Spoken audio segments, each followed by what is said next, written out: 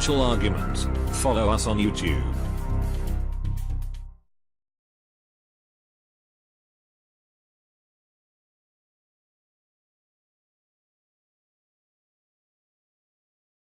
Kerry Lutz. It is April 17th, 2017, and, well, we have a new derivative out there. It's called the CBO, the Collateralized Bovine Obligation. And where does it come from? None other than China. John Rubino is here to discuss the implications. John, good morning. Hey, Kerry. Yeah, suddenly China, or finally China, is starting to enter that the credit crisis that everybody's been predicting for them for such a long time. So let's do a little background first on these guys. Basically, China entered the 1980s as really a third world country in a lot of ways. And they decided to industrialize, and they really went for it. They basically set up these local government agencies that were able to funnel effectively unlimited amounts of debt to any company that wanted to get big in a basic industry. So they took on massive amounts of debt and became the world's biggest producer of cement and steel and aluminum, and unfortunately overdid it. You know, they created these huge behemoths in these basic industries, but they destabilized the global markets for those things in the process. And so now you get gluts everywhere, and the prices are falling in a lot of these industries to the point where these companies can't pay their bills anymore. You know, they can't cover the debts that they've taken on. And so China is now doing something sort of like Japan did in the 1990s when they had a bubble, and instead of letting the bad debts be worked off through default, they just propped up all these zombie industries. And so just lately, China saw their biggest dairy company get into trouble and start to fail, and its stock has just collapsed, and there's a corporate scandal there and everything, and they're trying to figure out how to bail it out. And now the world's biggest aluminum producer, which is also a Chinese company, has effectively collapsed, and they're going to the government and saying that there will be civil unrest unless the government bails them out. You know, and so this process can go on. You know, the government can create a lot of new Chinese currency and hand it to these companies to keep them propped up, as long as the currency itself holds its value. Mm-hmm. So in effect, if China's going to do a Japan, which apparently they are, they're going to have to take on even more debt now, even though they're already one of the most heavily indebted countries in the world. They've almost doubled their debt to GDP in the last 15 years. They're going to have to really go for it now and take on huge amounts of debt to prop up these companies that will never be viable again, because the world is awash in, you know, milk and cement and steel and name the basic commodity, and there's too much of it out there. So to prop up the world's biggest maker of something like cement or steel or aluminum or whatever means that you guarantee the glut goes on forever. And you also guarantee that the trading partners that you're disadvantaging by doing this are going to retaliate against you and make your situation even worse by blocking the entry or putting tariffs on the stuff that you're trying to sell to them. So that's China's situation now, and it's not clear how they get out of it without a crisis. And of course, they have no idea how to get out of it, because this whole market thing is still new to these guys. You know, they've only been a quote unquote capitalist country for 20 years. And the guys in charge didn't grow up and didn't have their formative experiences within a market-based system. So to them, it's completely natural to bail out everything in sight and you know, nationalize these companies, because why not? why shouldn't the state own all of basic industry in a major country? And, you know, we'll find out why not pretty soon, it looks like. Well, what I found really funny about the dairy, China Huishan Dairy Holdings, so they operate the largest number of dairy farms in the country, or were, and they went bust a while back. So when they were really on the skids, what do? They take a quarter of its herd, roughly 50,000 animals, and they do a sell leaseback of cows for $152 million. And, you know, this is madness here. That's why I said if it was the U.S., they wouldn't have done the sell leaseback. We would have just done a collateralized bovine obligation and called it a day, right? I mean, they're a little bit behind the curve. Yeah. So, you know, you look at that and you say, this is purely a Ponzi scheme here. And the economy is, it doesn't have a sustainable model for growth. And just forget about growth, sustenance here. If they're not growing at like 80% a year, they're going to blow up. And that's what we're seeing here. And I think this is the tip of the iceberg.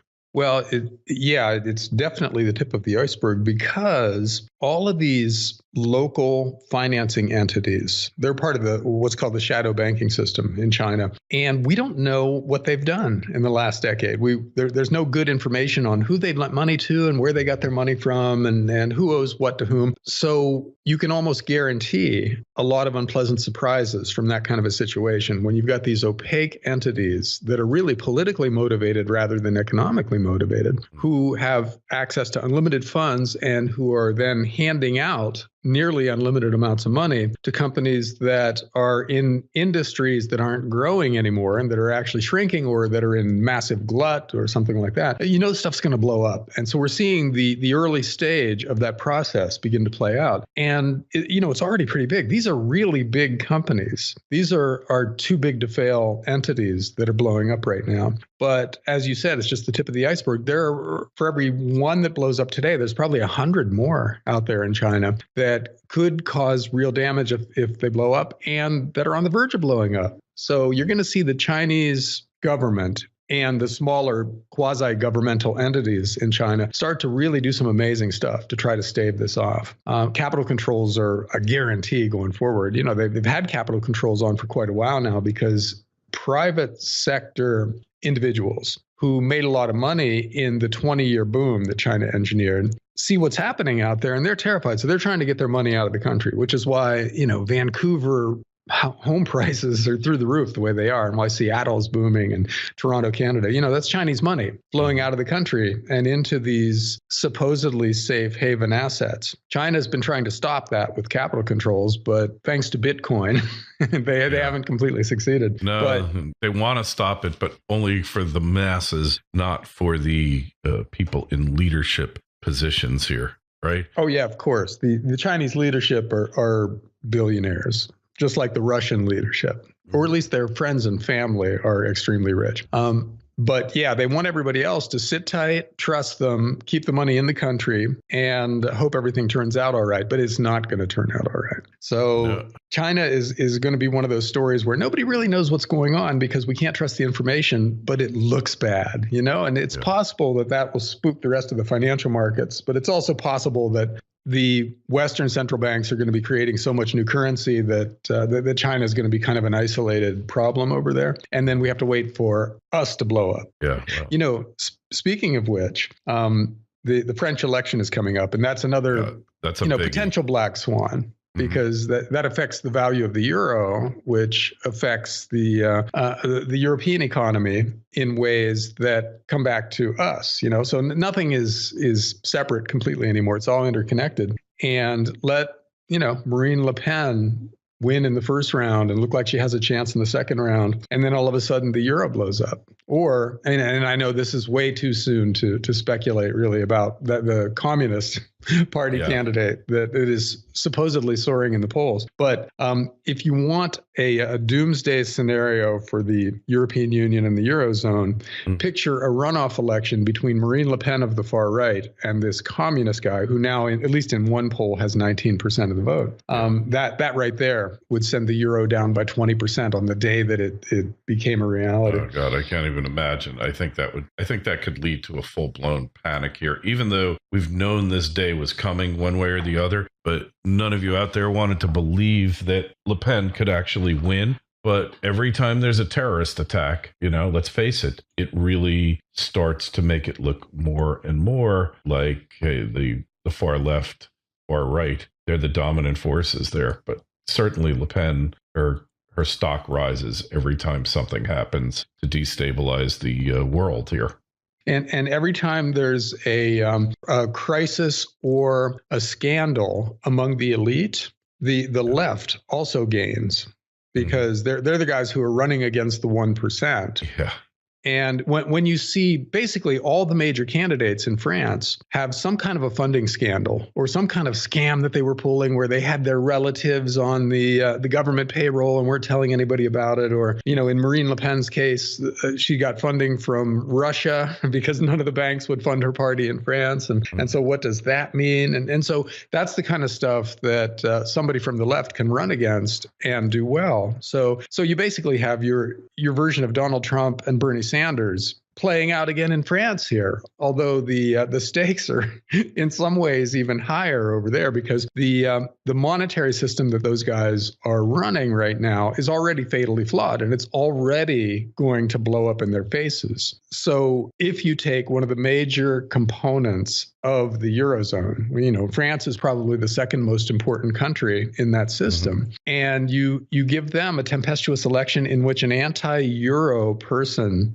either has a chance of winning or actually does win, and then the system blows up. The Eurozone wouldn't survive a Marine Le Pen presidency or this other guy, this communist, for sure. I mean, how would it function when you've got somebody in charge of the second most important entity in the system who doesn't believe in the system anymore and wants to pull out?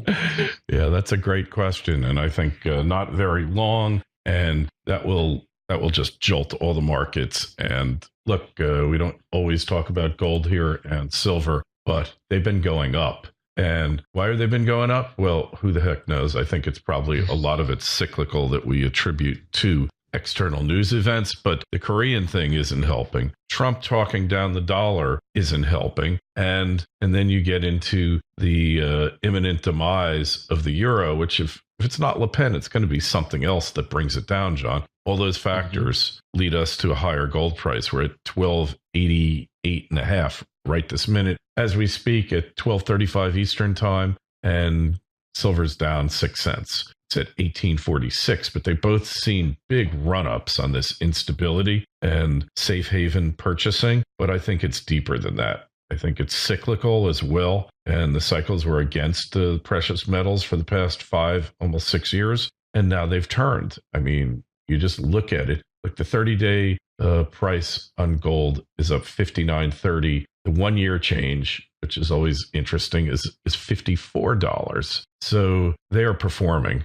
and more importantly, I think it's the barometer effect. Yeah, well, yeah, you're right. There are 3 or 4 major reasons why gold and silver ought to be doing well right now. Some of them are technical, some of them are fundamental, some of them are political, but they're all pointing upwards at the moment, and there's no way to know what happens in any market in the next 6 months or 1 year. It's just inherently unpredictable. But longer term, all the big trends point towards precious metals doing really well. And, the biggest overriding trend is that every single major country in the world right now is in essentially the same situation where they have no choice but to radically increase government spending going forward to stave off some kind of a financial crisis. And then the central banks are going to have to follow along. They've got to fund the government's debt. And that's really, really favorable for real assets like farmland and well-chosen energy assets and well-chosen pieces of real estate and gold and silver. That's the kind of thing that leads to a shift in capital away from financial assets, which are made even more risky and more dangerous by the mismanagement of the big countries out there, and into real assets that countries can't mess with as easily. Governments can't create more farmland or more beachfront property or more, high-end real estate. And they certainly can't create more gold and silver. So those things tend to be seen as safe havens and more attractive in times when we're screwing up our finances. And, making no mistake, Gary, we are screwing up our finances on it. Like right now. Yeah. I mean, individual countries have done worse things than what we're seeing around the world right now, but we've never seen everybody screw up like this all at once. And that makes this time similar to past crises in one sense, because governments borrowing too much money and screwing up the currencies is a normal event in the course of history. But everybody doing it all at once is completely unique. We've never seen a world where every single major government has an unlimited fiat currency printing press and have chosen to use it on a vast scale. So this has to end really, really badly. But it's not easy to predict at the moment exactly how it plays out, because we've never been here in the sense of everybody doing it all at once before. Well, let's hope that Jim Records is right, that they've got Plan B on the table. They're just waiting to implement it, and we'll all be spending STRs at Amazon by the time it's done. I tend to doubt it. Anyway, that's it for this week. So find John's work over at dollarcollapse.com, us at financialsurvivalnetwork.com. Sign up for our newsletters. Any questions, comments on this interview or any others we've done, send us an email, kl@kerrylutz.com, kl@kerrylutz.com, and the Twitter feed's at Kerry Lutz. The Facebook page is